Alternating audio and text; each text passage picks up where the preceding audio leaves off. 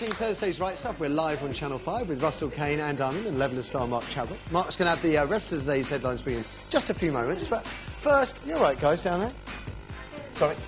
Sorry. Oh, I'm so sorry. I'm trying to get the people at home to concentrate, and it's like going to be the bad head We were teacher debating today. today's stories. They're so incendiary. Good, good.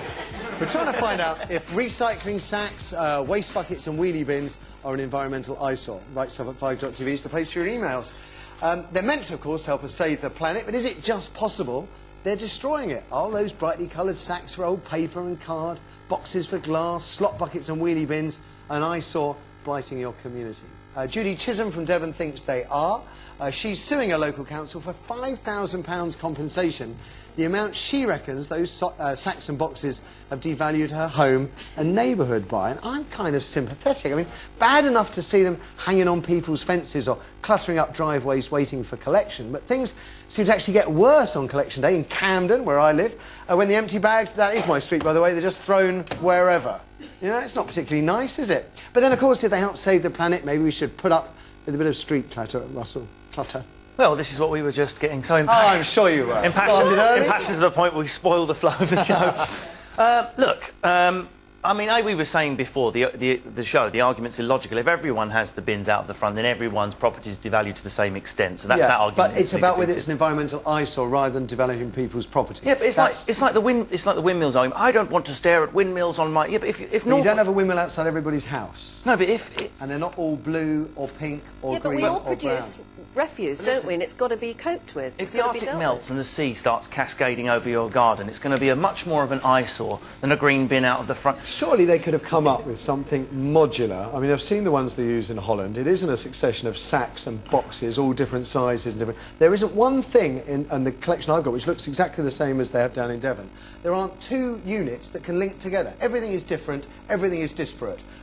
Bags. As soon as a bag is empty, what is going to happen to it when it's windy? It's just going to blow away. You know, who do they think this through? A 5-year-old?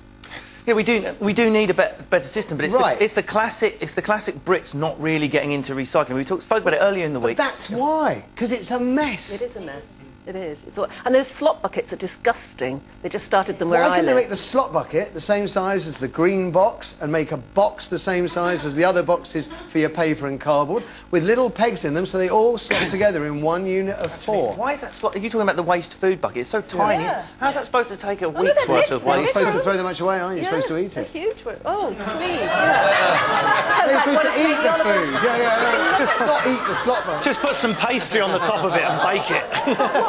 Bake the whole. What worries me about this lady saying, she said that the new bins have wrecked all curb appeal in one fell swoop. And that just makes me think, hang on a minute, but whoever told us that we have to look like Good Housekeeping magazine or something? It's impossible to have a well-run neighbourhood where you do get your refuse taken away. I mean, thank goodness they do come and take it away. It's impossible to have this curb appeal thing. This is something that the media has told us we must have. Actually, we're just living in a place, and refuse collection is one of the things we have to have, surely. It's like having it's not very nice to have cars parked all the way down the road, but we put up with that because we know we need cars. Actually, it's quite difficult to park in Camden as well because of the restrictions, so they're kind of driving cars away. Now, I'm intrigued as to what you're going to say about this, Mark, because I know the environment is high on your agenda. Do you think we got it right, first of all, with like, bags for collecting? No, I don't think we have. I agree with you, the Dutch system or the Swedish system where you've got one thing with different compartments. Modular. Yeah. Modular thing. That's brilliant. Do that. Yeah, it is too confusing, actually, to know which one goes in which as well. As a recycler, it's like, where does this go, where does that go? You know, it should be really simple, marked, labelled, one thing, wheel it out, and next day you wheel it back in. It's not rocket science, It isn't rocket science, no. And it's the thing through the sacks in particular, because they blow around everywhere. You just think, come on, I mean, is that the best we could come up with? But it's different in different places. That's what I mean. We're not allowed to put sacks out where I am. You get great stickers on it saying, get rid of your own rubbish. Do you? Yeah, if you leave a sack out. But instead you get this enormous wheelie bin and everybody has them out on Do you think they do devalue the environment that we live in when you see them all out in streets? You don't. You're happy to see them. It means everyone in your area cares. So that's a good thing, surely.